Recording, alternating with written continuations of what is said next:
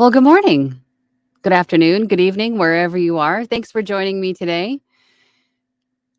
And oh my gosh, 15,000 subs. Thank you. Thank you for that. I just had to say that. Thank you so much for that. I appreciate that. If you're new here, welcome. My name is Angela. I'm a full-time voiceover artist and audiobook narrator. And my channel here on YouTube is for all of you just getting started out, or for those of you even that have been in the voiceover world for a while. and just want to hang out and, share in the community and share in the conversations. I'm just blown away by that. Focus. Okay. So if you're not new here, then you know that every week that did I say that I Oh my gosh, I am just so discombobulated this morning. Okay, so if you are new here, my channel is dedicated to those of you just getting started out in this wonderful world of voiceover and audiobook narration. And through my channel, I share with you some tips and tricks and techniques that I use every day in my own voiceover business, and I answer your questions in these weekly Q&As. Okay, if you're not new here, then you know that every week we have a poll, and this week's poll is: how do you handle out of office or vacation time? Everybody has to take a break, right? Especially with the holidays coming. How do you plan on managing that? So the responses that I had were so far we have 11 votes, and we have notify your clients, of course, let them know that you're going to be gone. Set out of office or unavailable. There's a lot of the websites that we find work on. There is you have the ability to set like an out of office or unavailable for a certain amount of time.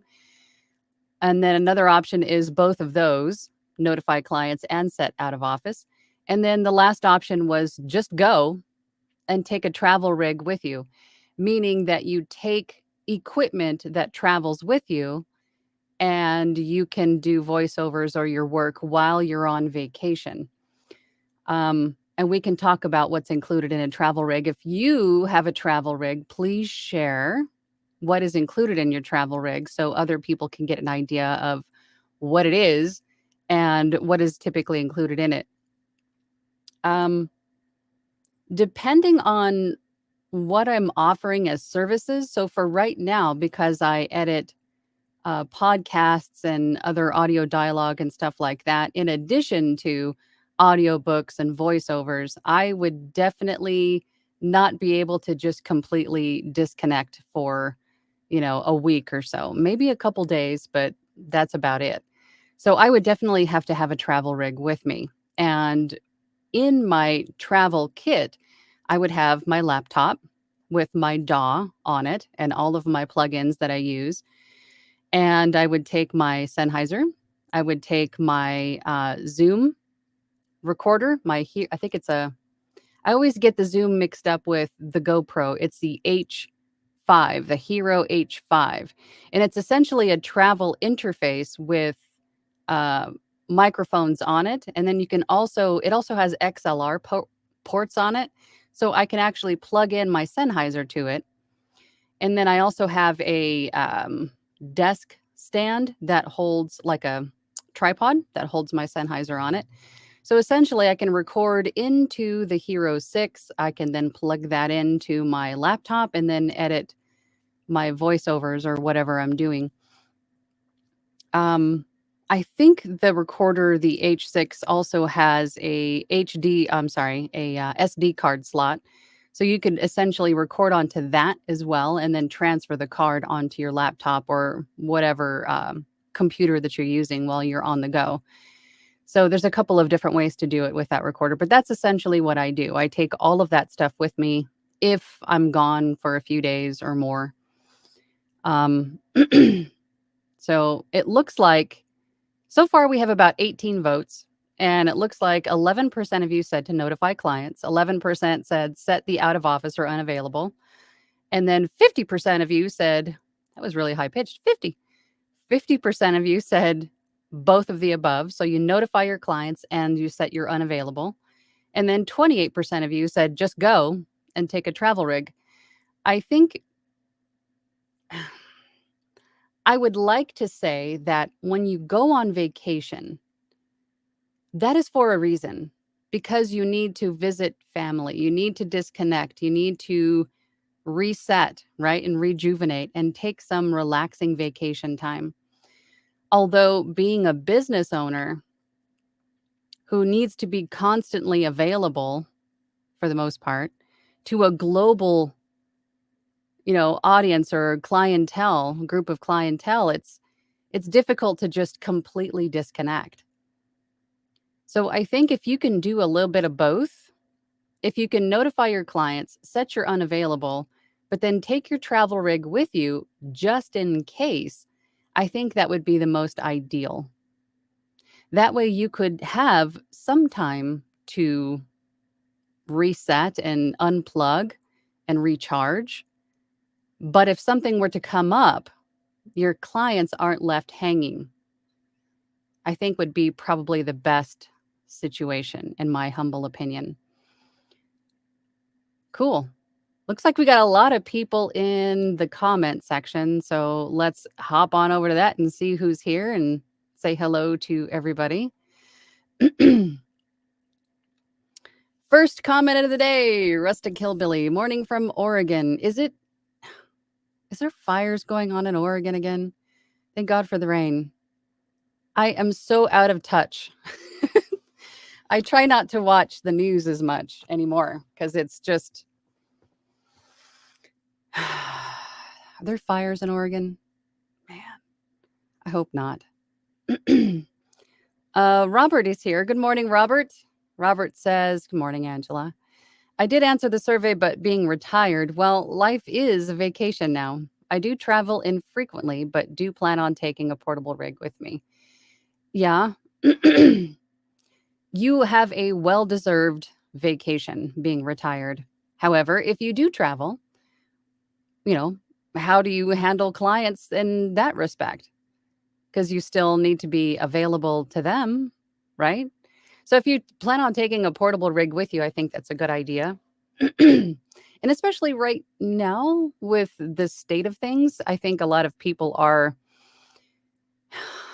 maybe either itching to get out of the house and get out of their booths and stuff and just start traveling the world, stretching their legs a bit, because we've sort of been stuck in our homes for a while. And some people, I think, are still okay with just staying at home and waiting till the dust sort of settles. But I think getting out once in a while is important. I don't do it enough. I am the first to say that. I don't do it enough. I should get out more. James. Hello, James. Good morning from the Great Canadian Prairie. That sounds lovely. I'm also not working on disability, but I don't travel. So I just said I do both of the above.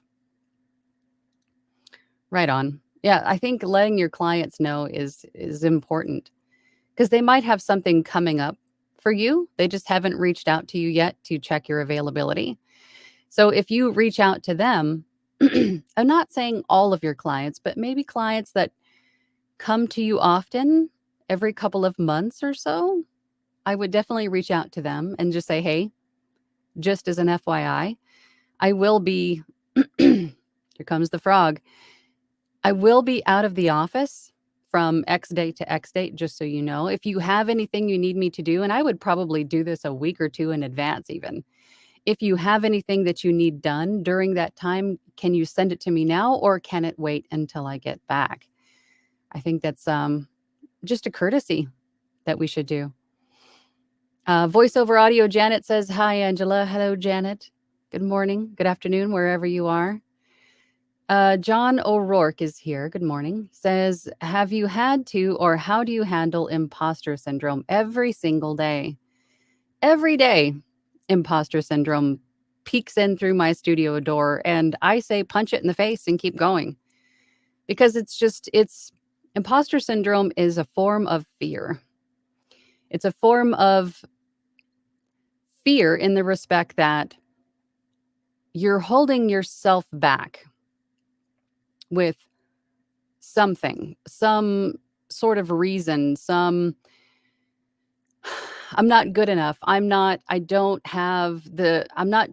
seeing the success as this person, or maybe I don't sound as good as this person, or maybe I don't have the same training as this person.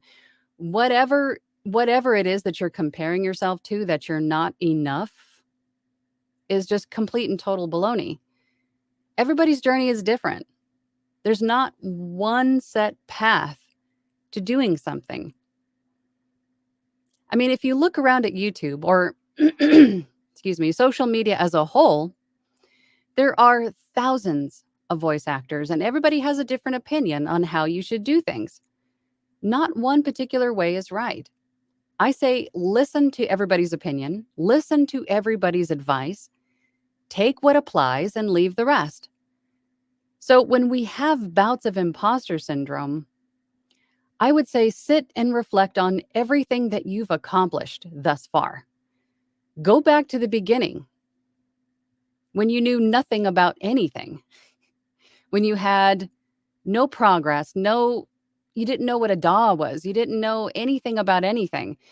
And then think about where you are now, all of the hurdles that you've had to overcome, all of the speed bumps, all of the tough times, the trouble. All of that stuff is it's tough. Let me just say that it's tough because after the years that I've been doing this, I still get imposter syndrome. I do. But then I have to remind myself of how far I've come since I first started. And then what applies to someone else doesn't necessarily apply to me. I can't compare myself to someone else's journey. Everybody is unique in the way that they do things. Everybody has a different business and they're going to run it the way that they see fit. That doesn't mean that you're wrong. That doesn't mean that you're inferior or not as good or not as trained or whatever it is. You will get there. You have to give yourself some grace and know that you will get there. But think about everything that you've already done and everything that you've already overcome and that you're making progress and you feel good about that. And then just visualize where you're going to be, manifest it for the future. Would that be tangent number one? But imposter syndrome is tough. It is, but that's essentially what I do. When imposter syndrome shows his face, I punch him in the face, punch that fear in the face, and keep on trucking. Just keep swimming. Just breathe. Just keep swimming. Ashley Brooke is here. Good morning, Ashley. Brittany is here. Good morning. Good morning, Brittany. Thanks for joining. JCCAOL is here. Good morning from Wisconsin. The sky is dark and overcast. Yeah, it was raining here in Phoenix this morning. I like it. I could take it. It was 104 yesterday, and right now it's 83. I'll take it. It's supposed to be raining later, too. G77899. Good morning. They say, hello, Angela. Do you recommend having multiple gigs for voiceover split into different things like IVR recordings, etc., or starting out with one? I say you have 7 to start with, so break them up. If you have more than one, then you can also beta test with them, right? Try a different thumbnail format. Try a different arrangement of title or tags, and then see which one of your gigs do better. How many more impressions or clicks does that gig get? And that'll give you an idea of what is working. And then you can utilize that same thumbnail format, that same title tags in other gigs. So having multiple gigs is good for that reason. And then also, the more places you are, the more opportunities for you to be found, i.e. multiple gigs, will help people find you. For instance, I have people find me on my IVR gig and then ask me if I record audiobooks. For whatever reason, they couldn't find, or my audiobook gig didn't come up for them while they were searching, but they found one other gig and then reached out to me and asked the question. So I think having multiple gigs is definitely a good thing. And then even if you have skills above and beyond voiceover, offer those services as well. Why not? Even if it's not directly related to audio or video, offer those skills as well. Because the traffic to a gig that, if you have a lot of traffic to one gig, that will boost all of the other gigs as well. That helps your algorithm as a whole to have multiple gigs, and maybe a lot of traffic on one will boost all the others. So I think that's tangent number 2. But yes, have multiple gigs. Michael V says, good morning, Michael V. I haven't had any clients to worry about. I went to Washington for 10 days. Washington, what is wrong with me today? For 10 days and wasn't missed. I always find that as soon as you say, I'm going on vacation, things just either blow up. Like people come out of the woodwork wanting to get in touch with you or something, or nothing happens. And I think when nothing happens when we go on vacation, it's for a reason. You probably need it. It's the universe saying, you need to pump the brakes, buddy. You need to take a breather. So I wouldn't put too much stock into this situation. You will have clients. It's just a matter of, moving through your journey and marketing yourself and having people find you and just starting to build your book of clients. It will come. It will come. You just have to keep at it. Don't have a defeatist mindset, for sure. Keep trying to see the positive in things and keep moving forward. John Popovich says, good morning, Angela. Hello, everyone. Hi, John. Thanks for joining. James says, hey, John. Voiceover Audio Janet says, I no longer work an outside job and haven't started doing audiobooks, and I don't have to plan anything as I've never had a vacation per se. Vacations are few and far between. I feel you, Janet. I feel you, Janet. Ashley says, what editing software do you use? Also, what is the best editing software for beginners? Oh, your editing software, otherwise known as your DAW, DAW, which stands for Digital Audio Workstation, comes down to preference. There are, I personally use Adobe Audition, and there are several to choose from. I hear Audacity used quite a bit. That is completely free to download and use.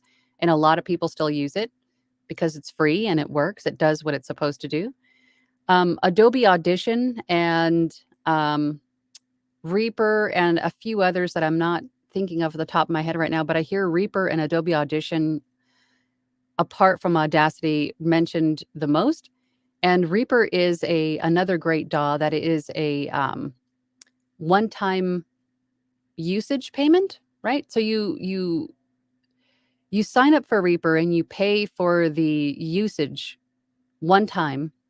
And then Adobe Audition is a monthly subscription. So you would pay every month for the ability to use Adobe Audition, but they're all formatted a little bit differently. So it really comes down to preference and if the cost is worth it to you. But to be honest, your DAW is one of the most important pieces of software that you're going to use. That is your recording software. That is what you record into, what you edit. You have to be able to do what you need to do with it and be comfortable with it and have it make sense, because you're going to be staring at it minute after minute, hour after hour, day after day, year after year even. So you have to be comfortable with your DAW. A lot of the DAWs will have, apart from Audacity, because it's free, but a lot of the DAWs that you will generally offer a free trial of some sort. So you could download a DAW, go through the tutorials, play with it a little bit, and see if you like it, and then try another one. And then choose the one that you feel most comfortable with. That's what I would say. Oh, someone left me a super chat algorithm push. Thank you, Louie. Let me go down here. Louie, you are the best. Thank you. Thank you so much. I appreciate that for the super chat. I lost my place. Here we are. Okay. Hal Whitney says, good morning from Connecticut. Good morning, Hal. Thanks for joining. Goldie's Adventures After 50. Good morning. Yes, fires. Oh, no. Are you in Oregon too? Yes, fires had a very hot summer and low rainfall, so very high fire risk. Had a major windstorm last weekend. Power companies shut off power ahead to help prevent fires. Oh, man. Cooler last week with rain. That stinks. Sorry to hear about that. Louie says, hey, everybody, help support Angela's channel with the purchase of your Straight Out of the Studio t-shirt. Once again, what Louie is referring to is that I made my own voiceover t-shirts and hats and stuff because I want to wear stuff that represents what I do, because people will stop you and they'll go, "You're a voice actor?" or "What does your shirt mean?" or something. And then it starts a conversation. It's like a walking business card, basically. It starts making connections with people. So what he's referring to is one of the t-shirts that I made that if you can find them on my website. Thank you, Louie. The Straight Out of the Studio one is pretty funny, actually. I like that. That's one of my favorites. Kara Hayden says, good morning. Good morning, Kara. Or is it Kara? I'm sorry if I butchered it. John Popovich says, guys, Angela has such a good point on the imposter syndrome. Please listen to those words and just go for it. Because if you don't, when you get older and the years pass by, you'll regret it. Absolutely. Punch that fear in the face. Don't let fear dictate your fate. Do not let your fear dictate your fate. Punch it in the face and go for it, because we only have so much time on this planet. So thank you, John, for saying that. So that you made a great point too. Louie says, hi, Angela in the house. I've seen sports announcers make bank in YouTube doing the same exact thing you're doing now. Sports announcers? What, just talking to people? Or going off on tangents? Louie says, do you have a passion for sports? If not, what are you into? UFC? No, I am a car girl through and through. If it doesn't have wheels, I'm not interested. Well, I take that back. Basketball, because it's fast paced. I like basketball and anything with wheels, basically. Brittany says, I told my husband I was taking a break from auditions to work on stuff on the house since nothing was happening. Then I had 2 offers later that week. It's the way it always happens, right? As soon as you're not stressing on it or watching that kettle boil, so to speak, that old wives' tale or that old adage, a watched pot never boils. As soon as you take your focus off of it for a second, then that's when stuff starts to happen, it seems. It's the same way with going on vacation. As soon as you're focused on getting away and disconnecting and having just a few hours of peace and quiet, of not having to be available, especially if you're an introvert, it's exhausting. Being on point, but pretty much 24/7 is just exhausting. And then taking time away, and as soon as you're focusing on that, then everything sort of starts to build up, and I'm running off on another tangent. JK says, good morning. First time making it to a live. Well, thank you for being here. I appreciate you taking some time to hang out with us this morning. Voiceover Audio Janet says, still looking for free software to upload the audiobooks with cover to YouTube. My education and work history is in psychology, so not sure how to incorporate that into audiobooks. Well, you already have the in for some types of medical narration, even. Some of the self-help books in that genre of audiobooks, I think would be really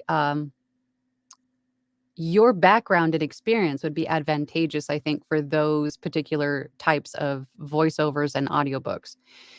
Because you understand the lingo, you have the experience behind the usage of the lingo, you understand the terminology and know how to properly pronounce it.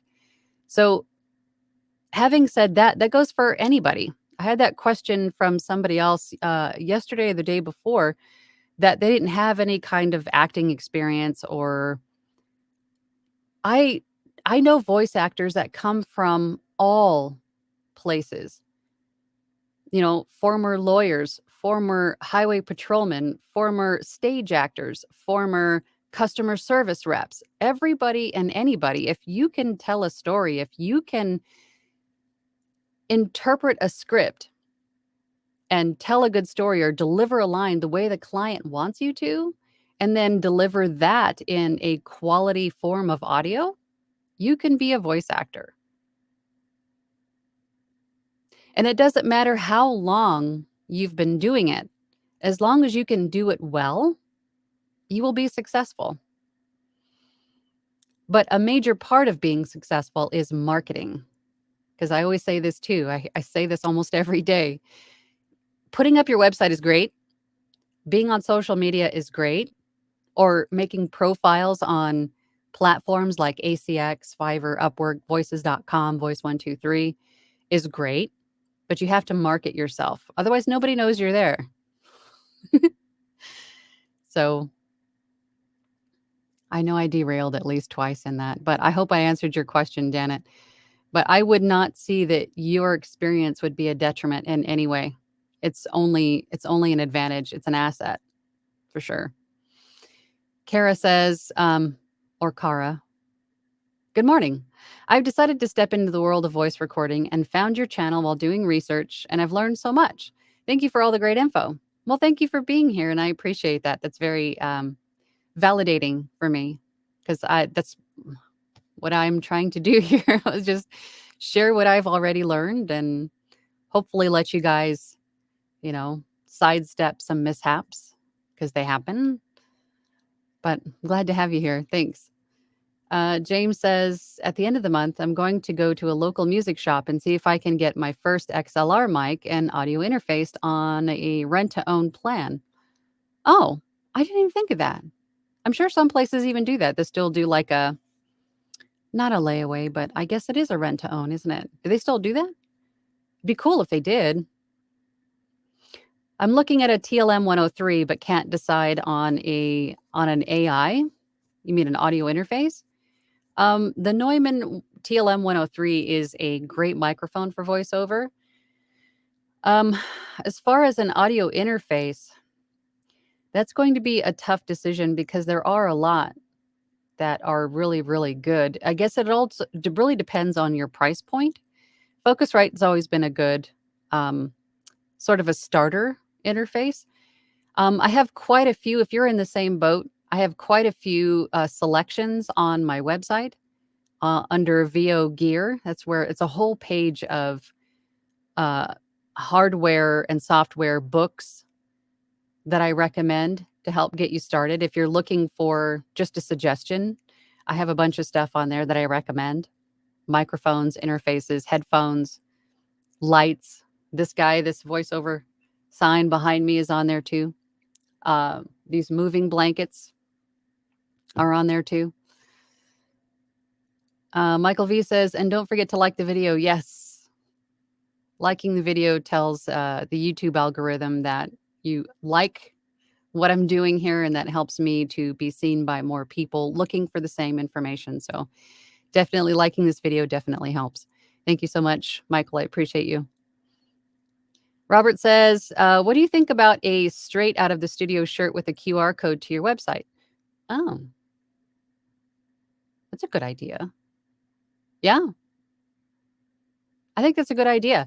If you went to, there's a couple of different websites that you could go to make your own shirts. I want to say Canva has the ability to do that. If you go on to Canva and design your own shirt and then have a QR code made that goes straight to your website and then put that on the shirt as well, I think there's a way to print it or to have it made through Canva. There's also Printify. There's also Vistaprint. There's a handful of places where you can design your own T-shirt, your own custom T-shirt with your website and other contact info on it. I think that's not a bad idea. It would have to be a quality print. This is what comes to my mind. My mind goes 50 different directions. It would have to be a quality print so that it doesn't peel off or get the QR code if it doesn't get, sort of worn out in the wash, and then it takes somebody to somebody else's web or just doesn't work. That would be my only fear with that. But I don't think that's a bad idea. Robert Palmore says, punch fear in the face. I think I need a baseball bat. Yeah, punch that fear in the face. Robert says, Angela, please don't worry about tangents. Part of the charm. Just call me Angela Tangent Voiceovers. VoiceOverAngela, VoiceOver Tangent Angela. Sean Lester 007 says, I'm enjoying the handful of clients I have, but I want more. I've been focusing on trying to get good at Upwork, but not having much success. Would Fiverr be a better use of time? That's really hard to say because Fiverr is a lot more labor intensive. There's a lot more that you have to be on top of for Fiverr. Upwork's a little bit more relaxed. Fiverr, you have to respond to messages quickly. You have to have stellar customer service because in order to keep your status or your level on Fiverr, you have to meet certain parameters and criteria. And a lot of that has to do with how quickly you respond and make clients happy and complete orders on time and all of that stuff. Whereas Upwork's a little bit more relaxed. So depending on what kind of brain you have, if you're able to stay on top of Fiverr, then Fiverr would be a good place. There's a lot of people making a lot of money there. But the same could be said for any of the other platforms. Or you can reach out to or to market yourself to clients directly through social media, through reaching out to them on LinkedIn. There's a lot of different ways that you can make connections with clients. But it really just depends on, I would say, take a look at Fiverr or any platform that you're looking to sign up on and just get a feel for it and see if you even like it. And if you want to spend your time there and list your services there, that's what I would say. John Popovich says, yes, finally a basketball comment in the VO community. LOL, my favorite sport, and I coach it. Thanks for that, Angela. Oh, you're a basketball coach? That's awesome. My son's in basketball. Oh, Sean, I'm sorry. I didn't see your super chat. Thank you so much. Sean, you guys are awesome. Thank you for sharing your time and your expertise. I appreciate that. Thank you so much, Sean. You guys are great. John O'Rourke says, I didn't know you were in Phoenix. Back in the day, late 80s, I was the night jock. Oh, at KZZP in Phoenix. Those were great times. That is so cool. Yeah, I was not here in the late 80s. I came here in the early aughts. I was born and raised in California, but that's cool. Yeah, I'm a desert folk now. Louis says, you can announce basketball games as they go on live. Oh, that's how the other announcers are making bank with super chats. I'd email this stuff woman, but you don't bother reading them. Oh, are you sending me emails? Here, there are 7,000 emails in my inbox. It's hard to get through them all the time. So I apologize, Louis, if that was a jab, but that's okay. Jab me, poke me. That's fine. I have a series of meetings after this, but as soon as those are done, I will go through my emails again and see if I missed any from you, Louis. I'm sorry. There's just so much to do. But that's a great idea. You always just plant little seeds in my head. You rock, Louis. JCC AOL says, in regards to the person with a background in psychology, one of the best YouTube channels on psychology I have seen is Analyzing Evil. The man doing the voiceover is excellent for setting the tone. Analyzing Evil. Does he talk really super low and creepy? I bet you he does. I'll have to check that out. Making a note. Analyzing Evil. I'm going to check that out. Shout out to Sean. Yes. Thank you, Louis. Yes. Shout out to Sean. Thank you, Sean. RKT Industry says, hey, Angela, I hope you're having a good day. So far, so good. My question is what do I put in my VO demo? I've watched tons and tons of videos on it, including yours, and can't find a specific example. I would say it depends on, actually, no. You can have several versions of demos. You can have a demo that's got a little bit of different types of voiceover. So you could have maybe a few seconds of IVR and then a few seconds of maybe 30 seconds of an IVR and then 30 seconds of an e-learning reel and then 30 seconds of an audiobook and then 30 seconds of commercial work. Always put your best stuff, the stuff that you like the best, in the front. And then you can have type-specific voiceover demos. Then you can have a demo that's just 30 seconds of a few different genres of audiobook, and then a few different, or maybe 30 seconds of a few different e-learning projects, and then 30 seconds of a few different IVR demos. And then that way, if a client asks you if they can put you on their roster, if you have just a general voiceover demo, you can send them the general one. But if a client reaches out to you and asks you specifically about audiobook work, you can send them the audiobook demo. It's good to have demos of all different types and purposes on hand. I always keep a few current ones in my Google Drive. So even if I'm mobile and not in the studio, if I'm out and about in the car or visiting family or whatever I'm doing, then I can access those files from Google Drive and email those to clients so the clients aren't waiting until I get back to my studio. So having several of different types is going to be helpful. Great question. Voiceover Audio Janet says, I read the book, The Yellow Wallpaper, very interesting. Went to play it back, and that's when it struck me that my microphone was still shut off. That when your microphone was still shut off. I read the book. Did you narrate it? Went to play it back, and were you narrating The Yellow Wallpaper? And your microphone was shut. You know, that had happened to me once. I had Adobe Audition just stop recording in the middle of an audiobook file.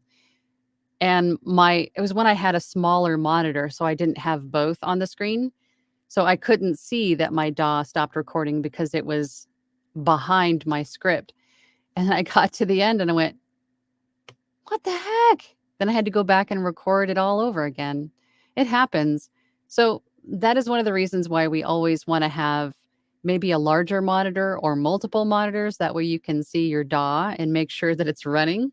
And then have your script also visible on your monitor. Or you could have, I know some people that have a monitor just for their DAW and then they read their script off of a tablet. You can do that as well. But that is why it's good to see both. So you can make sure that DAW is doing what it's supposed to be doing, that your microphone is doing what it's supposed to be doing. That stinks. I've had that happen. Michael V says, at James Park, great idea on the mic, but make sure your recording space is the best it can be. That is probably the most important step. It is. It doesn't matter if you have a $40 mic or a $5,000 mic.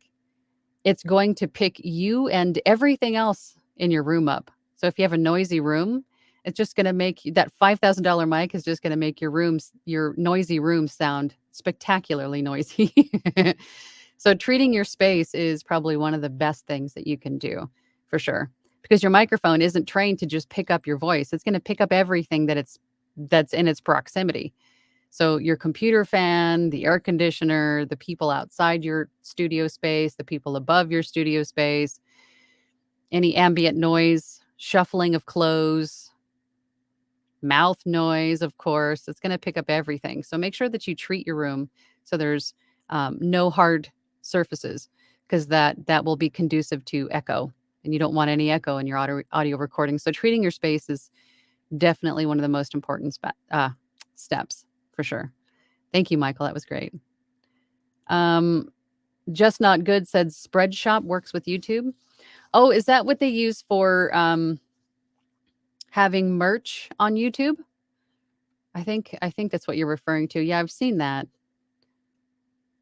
I have to check that one out too. I'm not familiar with Spreadshop, but I have to look at it. Once Upon a Dream Life says, thank you for sharing your experiences. I'm newer. What do you recommend for learning the platform's audio capabilities using Audacity? What do you recommend for learning the platform's audio capabilities? You mean like tutorials on using Audacity? If that is the case, there's TikTokers that go through different learning techniques for Audacity particularly. There are a ton of YouTube videos on learning how to use Audacity. So I would go to YouTube.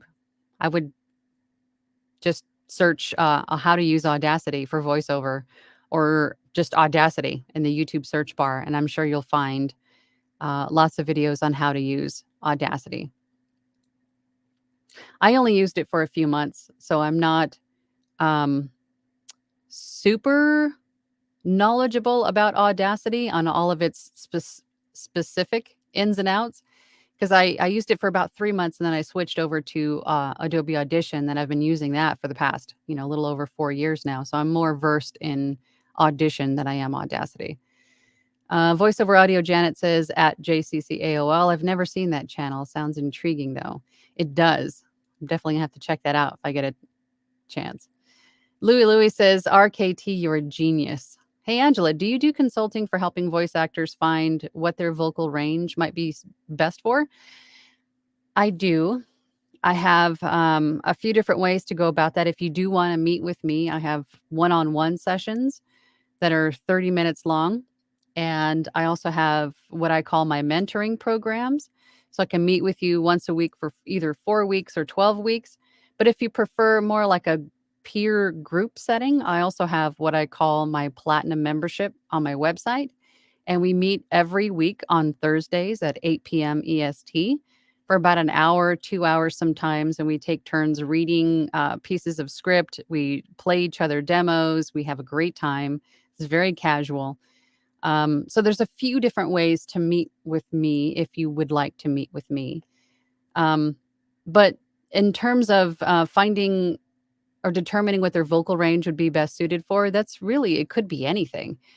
What your clients will tend to tell you what you're best suited for. If you try a little bit of everything, every little different type of voiceover, usually what you're hired for the most is going to be what your wheelhouse is basically what you're best suited for. Your clients will typically tell you that. But that's a great question, Louie. Thank you. Rowan Z says, hi, Angela. Thanks for your time. Do you have an AC in your booth? Does it get stuffy hot in there? I have AC. This is a weird little like office storage room. So it does have an AC and HVAC vent in here already. But it does get hot and stuffy in here, especially during the summer. And as you may or may not know, in Arizona, summer is like 9 months long. So it's like almost always hot. So I don't know if you can see it now, but I'm already sweating. But with the noise, I record when the AC is off and then I edit while it's on. I've tried many, many times to remove the AC noise from my recordings. I have had Don Barnes show me that it is possible, but I don't know how to do that yet. So with plugins, apparently you can, with some of the RX10 plugins, you can surgically remove that AC noise, but I have yet to figure out how to do that. So just to save myself the trouble and the frustration, I just record with the AC off and then edit while it's on. But yes, it does get hot in here. And when I'm not on camera, I have a fan that's down here on the floor that points up at my face that helps to circulate the air in here too. But yes, it does. It gets hot in here. Janet says it's storming in Michigan. That's awesome. I'm hoping we'll get some storms later on today. Definitely use it. Kirk is here. Hello, darling. Indeed. Hey, Rockstar. Thanks for all you do looking over a new project while listening to you. You are? What project is it? Janet says, LOL, I can do creepy. Yeah, totally do creepy. Robert Palmore says, deep voices. Check out Stefan Rudnicki. I first heard his voice when audiobooks were on cassette tapes and the truck stops. I'm unfamiliar with that name. I remember listening to audiobooks on tapes when we did road trips when I was a kid. Mostly Stephen King books. Did he do Stephen King books? I couldn't tell you that I recognize that name. But if he has a deep voice, that would be very interesting to hear. JCC AOL says, for Analyzing Evil, he very much does talk in a low tone of voice. You would find many of the topics interesting, focusing on characters such as Tywin Lannister, Darth Vader, the Joker, and Morgoth. Really? Interest peaked. VoiceOver Audio Janet says, I completely forgot to turn on my microphone. Oh, no. That stinks. Yeah, I've done that a few times. I did that in a meeting the other day. I'm like, they said, I can't hear you. And I was like, oh, well, it helps if you have your phantom power on, right? So your microphone's live. I'm such an idiot. It happens to all of us from time to time. Louis says, what basketball team do you root for? I am a hometown girl. So Phoenix Suns, for sure. That's who I root for. Who I root for. Robert Palmer says, lunch is rice with kielbasa and orange sauce. That sounds good. I think my dinners had just arrived. I don't know if you heard the doorbell. I do it's just been delivered. The home chef thing.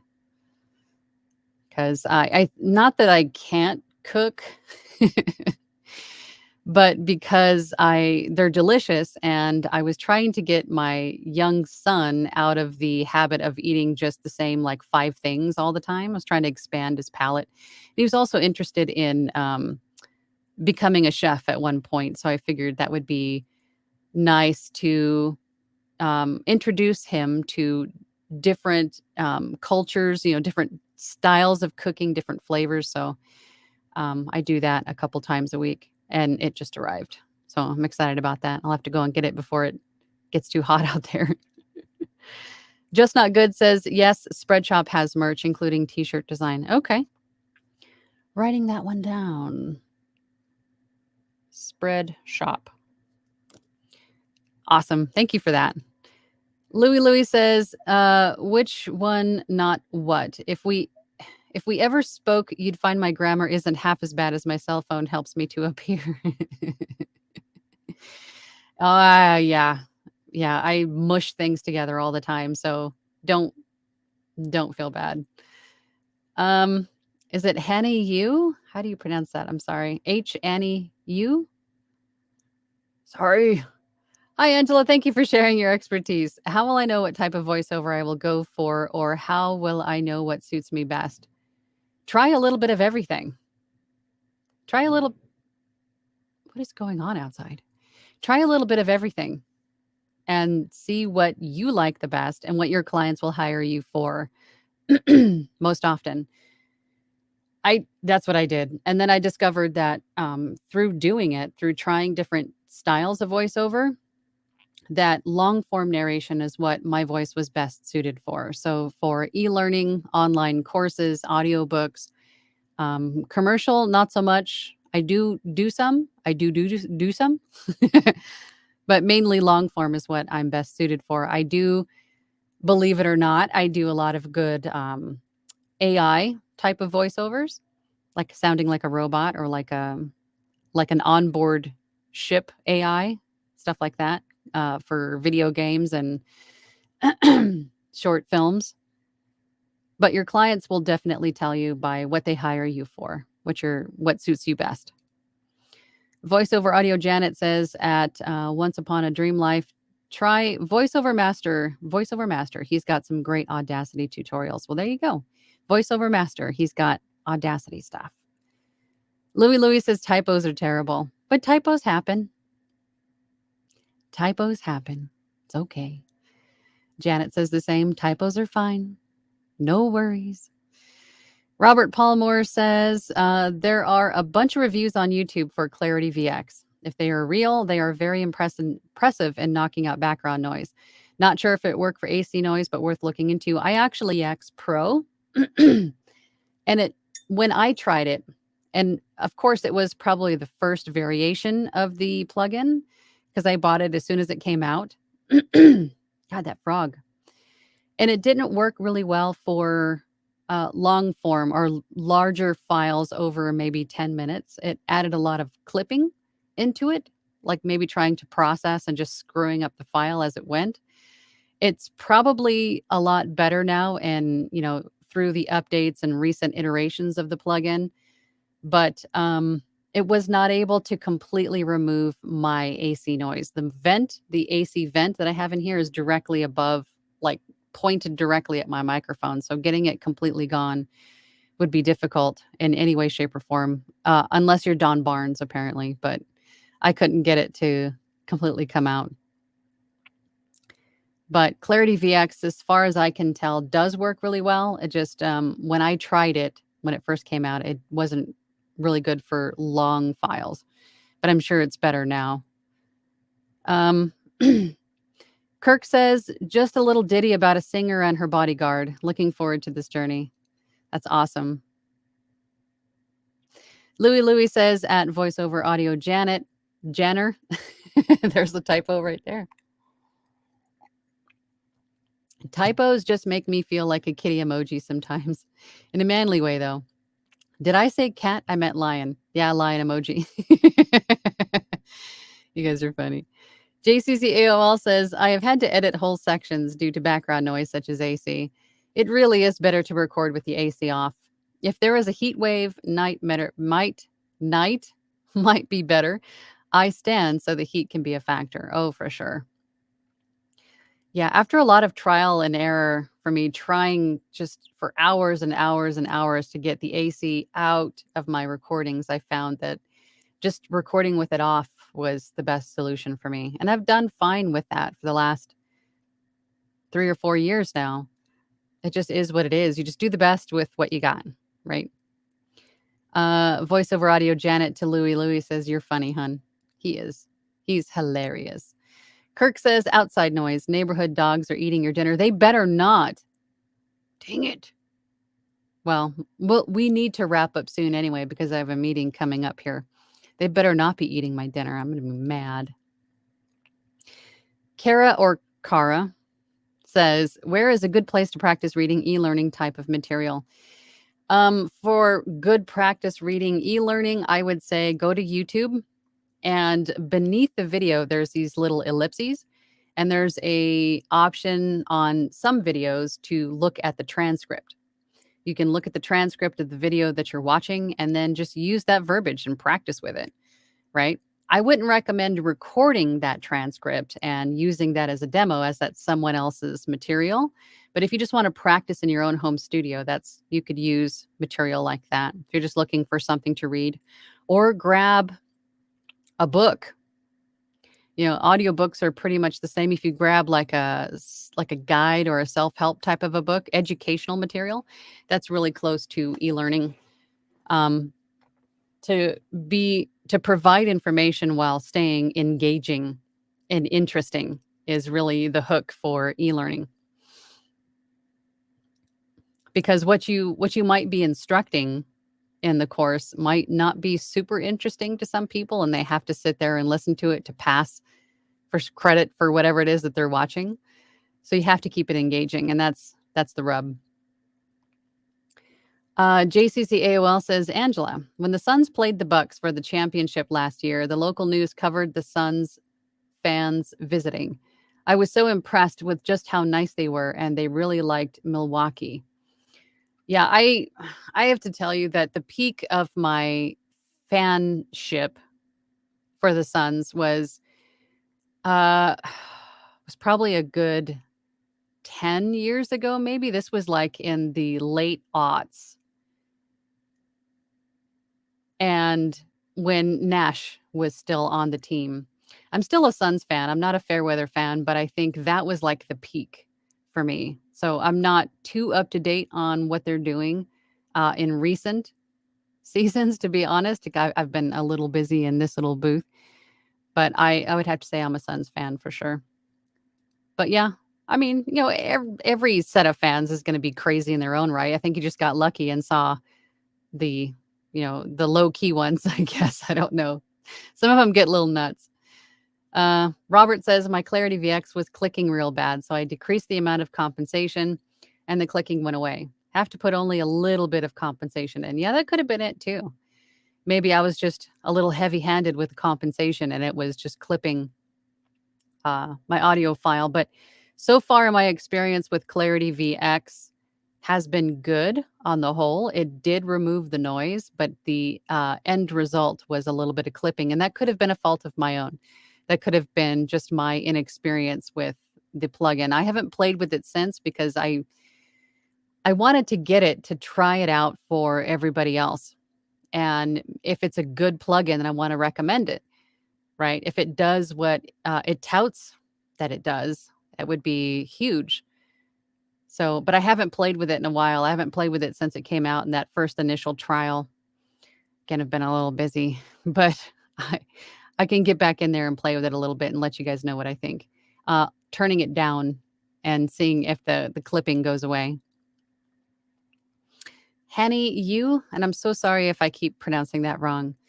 Thanks for answering, Angela. With regards to my previous question, shall I just do different demos than to try it out? Yes, absolutely. Try a little bit of everything. If you're unsure of what you want to do in voiceover, then try a little bit of everything and see what you enjoy doing the most.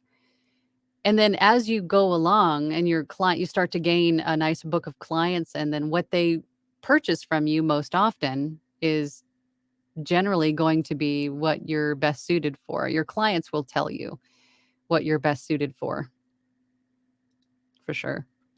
Kara says, I'm in Vegas, so I understand the AC issue. Yeah. Yeah. You guys have the same heat. Greg says, have you ever done work for the company Beckman Coulter? My wife thinks she recognized your voice in a work video. The name doesn't sound familiar, but I don't always have the name of the company. For example, if it was a educational video, a sort of like a workplace safety sort of a video, sometimes I don't get the name of the company. It's just a narration. So I don't know. It doesn't sound familiar. I want to say no, but again, I don't know for certain, because if it was like a workplace harassment video that you have to watch when you're a new hire, stuff like that, that doesn't have a mention of a company name.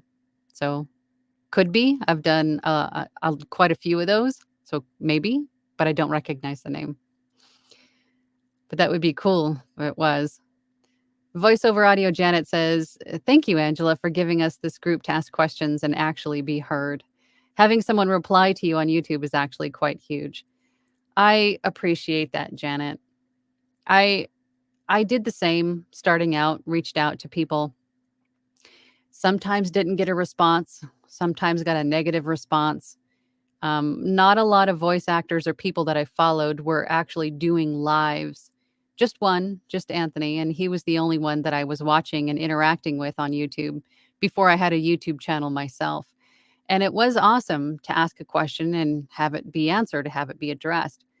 It is very helpful, and it makes you feel seen and heard and that you matter. So I get it. I totally get it. And that, I think, is one of the reasons that why I do this, because we have questions as we go along, and there's a lot to learn in doing voiceovers and audiobooks. And sometimes you just run into a roadblock and you just need a question answered, or you just need a little bit of a pick you up, right? You're feeling a little bit down in the dumps because of maybe somebody made a comment and now you have imposter syndrome, or you feel like you're not adequate, you're not enough, you don't have enough training. Insert, insult here to yourself. So I think having this community is important on many levels, not just for me answering your questions, but for just interacting with other voice actors and understanding the lingo, the struggles, and having the support of people who understand is important. So I appreciate you saying that. Thank you. Hanny Yu says, you've pronounced my name right. That's a first. Thanks again for answering my question. You're welcome. And I'm so glad I didn't butcher your name. Thank you for letting me know. Goldie's Adventures After 50 says, thank you, Angela. You keep me going. Well, good. I'm glad. I'm so glad for that. Okay, this is going to be the last comment, and then I have to go, and then we'll hit the, actually, you know what? Let's hit the poll really quick. So the poll again today, because I think we only touched on it once today. Today's poll was, how do you handle out of office or vacation time? And so far we have 38 votes, and it looks like, wow, 18% of you said just notify clients. 13% of you said set the out of office or unavailable. 50% of you said both of those two. And 18% of you said just go and take a travel rig. So I think that's good. I think notifying clients and setting your out of office, giving people a heads up is definitely a good practice. And then maybe taking a travel rig with you just in case. I think those are both good practices to have, to be honest. Awesome. Awesome. Awesome. Okay, let's go do this last comment and then we'll wrap this up for today. Zephyr the Blue Wolf says, "Good evening from Romania. Somebody told me that my deep voice would be for voice acting. What is your advice for a rookie? Shall I worry a lot of the gear I have or get a start gear and upgrade slowly, or starter gear?" I started slowly. I started with either secondhand or cheaper items. I really wanted to just try it and see if it was something that I would enjoy doing, because, and I've said this many times, so I'm sorry if I'm just a broken record, but this is a marathon. This is not a sprint. This is not a get rich quick scheme. You'll see a lot of, you know, clickbait TikTok videos and just like shorts going, "Hey, do you want to make $1,000 an hour narrating audiobooks?" That's not how it's done. It's not reality. This is a marathon. There is training involved. There is a learning curve involved. There is equipment involved.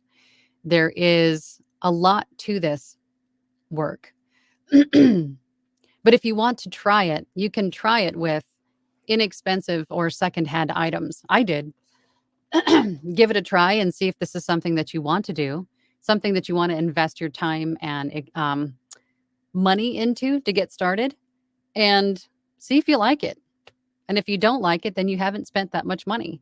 And then you can just resell those items again to somebody else who wants to try it. And then upgrade slowly if you do like it. I had a Blue Yeti was my first microphone. And I had that for probably 6 or 7 months. And then I got the Rode NT1 and then my Sennheiser. And I've had my Sennheiser for about 3 years and I use it for everything. So upgrade slowly if you want to, but try it out. But again, the most important component to your recordings is going to be your space. Talent matters, skill matters, experience matters. All of the other stuff does matter, but your space, your recording space, and treating your recording space is going to be one of the most important things you can do. Because again, if you have reverb or echo, if it sounds boxy, if you've got a lot of air conditioner noise or fan noise from your computer, you can hear the dogs next door barking, all of that stuff you need to be cognizant of and make sure that you address all of those issues for your recordings to sound as good as they possibly can, regardless of what kind of microphone or interface you have. Because your space is going to only reflect, your recordings are only going to reflect the sound of your space. So that's definitely one of the most important components for sure. Okay, I hate to cut this short today, guys, but I have to go. I have a meeting coming up here in a few minutes. So thank you, everyone, for joining. I really appreciate everybody spending a little bit of time with me today. And I hope to see everybody next week. Same bat time, same bat channel. Next Tuesday at 12 p.m. EST. Thank you so much, and I'll see you next time. Bye.